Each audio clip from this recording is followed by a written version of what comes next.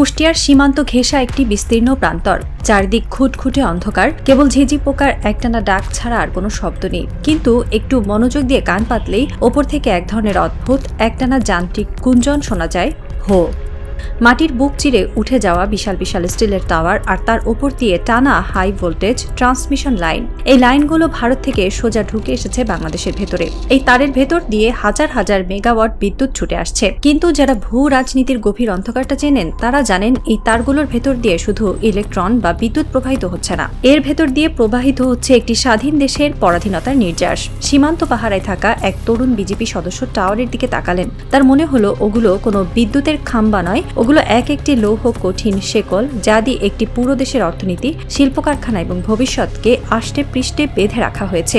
এই শেকলের remote control হাজার mile দূরে ভারতের ঝাড়খণ্ডে বসা এক কর্পোরেট দানবের হাতে, যার নাম আদানি। কিন্তু আজকের রাতটা অন্যরকম। এই তারের ভেতরে নিরবিচ্ছিন্ন স্রোতে আজ এক অদৃশ্য কাঁপুনি ধরেছে, কারণ ঢাকার মসনদ থেকে এমন এক ঘোষণা এসেছে যা এই বিদ্যুতের শেকলকে চিরতরে ছিন্ন করার এক ভয়ঙ্কর আপসহীন ডাক। এটি কোনো সাধারণ রাজনৈতিক সিদ্ধান্ত নয়, এটি হলো ভারতের আধিপত্যবাদের বিরুদ্ধে বাংলাদেশের ইতিহাসে সবচেয়ে বড়, সবচেয়ে বিধ্বংসী বয়কটের সূচনা।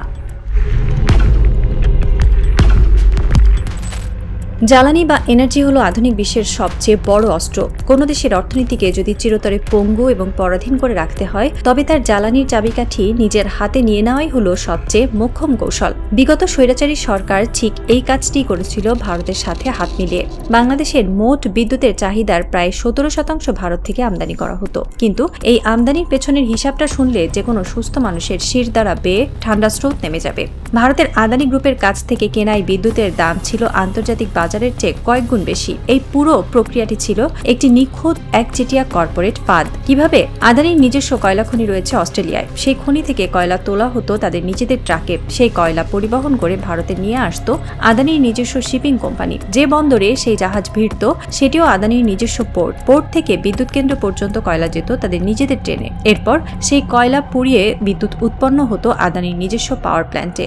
অর্থাৎ খনি থেকে শুরু করে বিদ্যুৎ উৎপাদন পর্যন্ত পুরো সাপ্লাই চেইনটাই আদানির একছত্র নিয়ন্ত্রণে। তারা নিজেদের মতো করে কয়লার দাম, পরিবহনের দাম, পোর্টের চার্জ এবং সব শেষে বিদ্যুতের দাম নির্ধারণ করত। এটি ছিল একটি ব্ল্যাঙ্ক চেক বা ফাঁকা চেকের মতো, যেখানে তারা নিজেরাই টাকার অঙ্ক বসিয়ে নিত।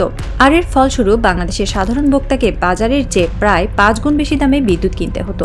একটি স্বাধীন দেশের অর্থনীতি থেকে জোকের মতো রক্ত চুষে নিচ্ছিল এই অসম চুক্তি।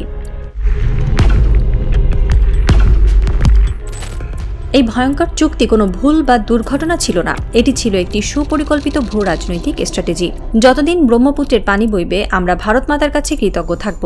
শেখ মুজিবুর রহমানের এই আবেগী এবং নতজানু দর্শনের উপর ভিত্তি করেই বিগত সরকারের প্রতিটি নীতি তৈরি হয়েছিল। তারা চেয়েছিল বাংলাদেশের গার্মেন্টস শিল্প এবং সামগ্রিক অর্থনীতি যেন চিরকাল ভারতের উপর নির্ভরশীল থাকে।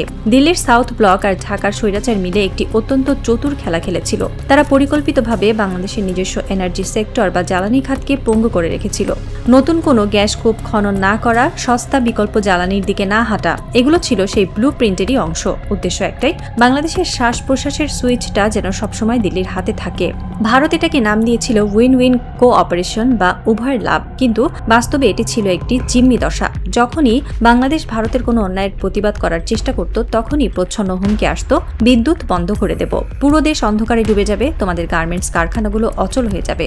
এই 17% বিদ্যুতের ভয় দেখিয়ে তারা বাংলাদেশের 100% সার্বভৌমত্বকে জিম্মি করে রেখেছিল। কিন্তু শেকলের বয়স ফুরিয়ে আসে যখন একটি জাতি নতুন করে জাগতে শেখে। জুলাই আগস্টের গণ অভ্যুত্থানের পর যখন নতুন বাংলাদেশ গঠিত হলো, তখন এই জিম্মি দশা থেকে মুক্তির জন্য একটি চরম আপসহীন পদক্ষেপের প্রয়োজন ছিল।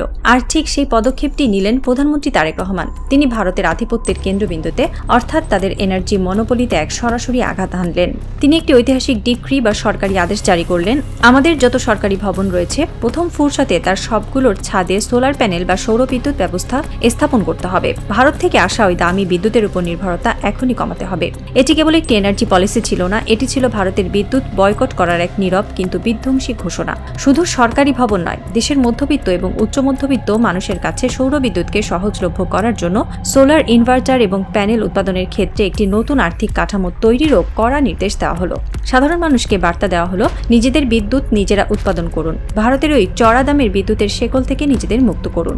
এটি ছিল বয়কট আন্দোলনের এক নতুন নতুন মাত্রা। আমরা শুধু ভারতীয় সাবান, শ্যাম্পু বা মশলা বয়কট করছি না, আমরা এবার বয়কট করছি তাদের সেই বিদ্যুৎ, যে বিদ্যুতের প্রতিটি মেগাওয়াটে মিশে আছে আমাদের পরাধীনতার গ্লানি।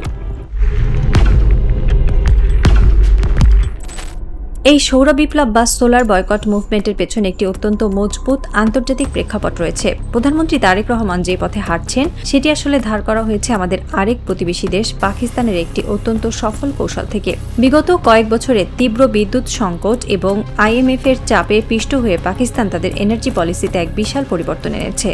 তারা আজ বিশ্বের অন্যতম বৃহৎ সোলার প্যানেল আমদানিকারক দেশে পরিণত হয়েছে। 2025 সাল নাগাদ পাকিস্তান তাদের মোট বিদ্যুতের 25% সৌরশক্তি থেকে উৎপাদন করছে। তাদের প্রতিটি বাড়ির ছাদে আজ সোলার প্যানেল। এই বিপ্লবটি সম্ভব হয়েছে আন্তর্জাতিক বাজারের একটি বিশেষ অবস্থার কারণে। 2023 থেকে 2025 সালের মধ্যে বিশ্বজুড়ে সোলার প্যানেলের উৎপাদনে এক বিশাল বিস্ফোরণ এসেছে, যার নেতৃত্বে রয়েছে চীন। চীনের অতি উৎপাদনের কারণে আন্তর্জাতিক বাজারে সোলার প্যানেলের দাম প্রায় 50% নিচে নেমে গেছে। চীন এখন অর্ধেকের চেয়েও কম দামে সারা বিশ্বে সোলার প্যানেল রপ্তানি করছে। বাংলাদেশ, যার পিক আওয়ারে বিদ্যুতের চাহিদা প্রায় 15,000 মেগাওয়াট, তারা এতদিন সোলার থেকে উৎপাদন করত মাত্র 1265 মেগাওয়াট। কারণ বিগত স্বৈরাচারী সরকার কখনোই চায়নি বাংলাদেশ সৌর বিদ্যুতের স্বয়ংসম্পূর্ণ হোক, তারা চেয়েছিল আদানির পকেট ভারী করতে। কিন্তু এখন এই সস্তা চীনা সোলার প্যানেল কাজে লাগিয়ে বাংলাদেশ যদি তাদের উৎপাদন 25 থেকে 30% নিয়ে যেতে পারে, তবে সেই 17% ভারতীয় বিদ্যুতের শেকল চিরতরে ছিন্ন হয়ে যাবে। ভারতের বিদ্যুতের আর কোনো প্রয়োজনই বাংলাদেশের থাকবে না।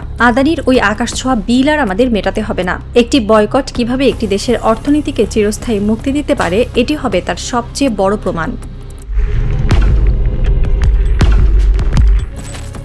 বাংলাদেশের এই এনার্জি বয়কট বা জ্বালানি স্বনির্ভরতার পদক্ষেপ সাউথ ব্লকে রীতিমতো ভূমিকম্প ধরিয়ে দিয়েছে।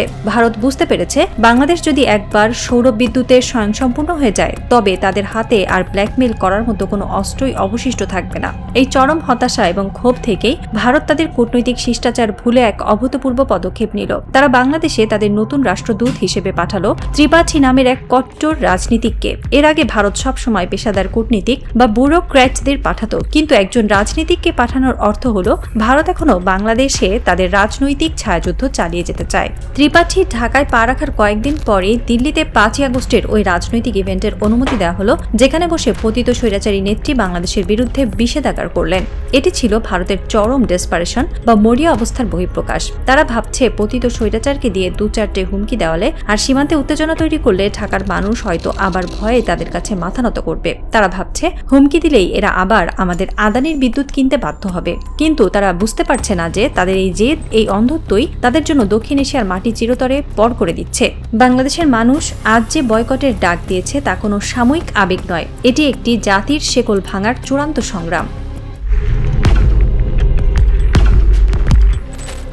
এই বয়কটের প্রভাব গ্রাউন্ড লেভেলে বা মাঠ পর্যায়ে কতটা গভীর তা হয়তো দিল্লির শীতাতপ নিয়ন্ত্রিত কক্ষে বসে অনুমান করা সম্ভব নয়। দেশের সাধারণ মানুষ আজ বুঝতে শিখেছে যে তাদের ঘরের এসি বা ফ্যান চালানোর জন্য যে বিদ্যুৎ আসছে তার জন্য দেশ কতটা চড়া মূল্য দিচ্ছে। তারা এখন নিজ উদ্যোগে নিজেদের জমানো টাকায় বাড়ির ছাদে সোলার প্যানেল বসাচ্ছে।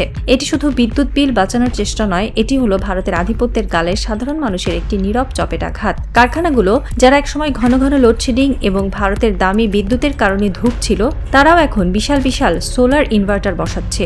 দেশের প্রতিটি ছাদ আজ এক একটি স্বাধীন পাওয়ার প্ল্যান্টে পরিণত হচ্ছে। এই যে সোলার বিপ্লব, এটি আসলে একটি সাইকোলজিক্যাল ওয়ারফেয়ার বা মনস্তাত্ত্বিক যুদ্ধ। ভারত যে অস্ত্র দিয়ে আমাদের গলা চেপে ধরতে চেয়েছিল, আমরা আজ প্রকৃতির সবচেয়ে বড় শক্তি সূর্যকে ব্যবহার করে সেই হাতের কবজি মুচড়ে দিচ্ছি। দিন যত যাচ্ছে কুষ্টিয়ার ওই সীমান্ত দিয়ে আসা বিদ্যুতের গ্রাফ তত নিচের দিকে নামছে। আদানির পাওয়ার প্ল্যান্টে হয়তো কয়লার আগুন জ্বলছে, কিন্তু সেই আগুনে বাংলাদেশের অর্থনীতিকে পোড়ানোর আর কোনো সুযোগ নেই। বাংলাদেশ তার নিজস্ব শক্তির উপর ভর করে ঘুরে দাঁড়াচ্ছে। রাত গড়িয়ে ভোর হচ্ছে। ঢাকার বুকে এক অদ্ভুত পবিত্র স্নিগ্ধ সকাল। শহরের উপকণ্ঠে একটি বিশাল সরকারি ভবনের ছাদে দাঁড়িয়ে আছে একদল তরুণ প্রকৌশলী। তাদের গায়ে সেফটি ভেস্ট, মাথায় হলুদ হেলমেট। ছাদের এক প্রান্ত থেকে অন্য প্রান্ত পর্যন্ত সারিবদ্ধভাবে বসানো হয়েছে চকচকে নতুন সোলার প্যানেল। পূব আকাশ থেকে ভোরের প্রথম সূর্যরশ্মি এসে পড়ল প্যানেলের কালো কাচের উপর, আর মুহূর্তের মধ্যেই সেই আলো রূপান্তরিত হতে শুরু করলো স্বাধীন বাঁধনমুক্ত বিদ্যুতে। প্রকৌশলীদের দলনেতা 25 বছর বয়সী এক তরুণ ইনভার্টারের মেইন সুইচটি সজোরে অন করে দিলেন। মেশিনের সবুজ বাতিটি জ্বলে উঠল। তিনি জানেন এই সবুজ বাতিটি জ্বলে ওঠার মানে হলো সীমান্ত দিয়ে আসা ওই ভারতীয় গ্রিডের ওপর থেকে একটি দেশের নির্ভরতা আরো এক ধাপ কমে গেল। কোনো আদানির কয়লা খনি নয়, কোনো বিদেশি পোর্টের দয়া নয়, কারো হাজার মাইল দূরের তারের শিকল নয়। এই বিদ্যুৎ তৈরি হচ্ছে বাংলার নিজস্ব সূর্য থেকে, বাংলার নিজস্ব পবিত্র মাটিতে। তরুণ প্রকৌশলী ছাদের রেলিং ধরে পূব আকাশের দিকে তাকালেন। ভোরের লাল সূর্যটা আজ যেন অন্য যে কোনো দিনের চেয়ে অনেক বেশি উজ্জ্বল, অনেক বেশি অহংকারী। এই সূর্যটা আমাদের, এই আকাশটা আমাদের।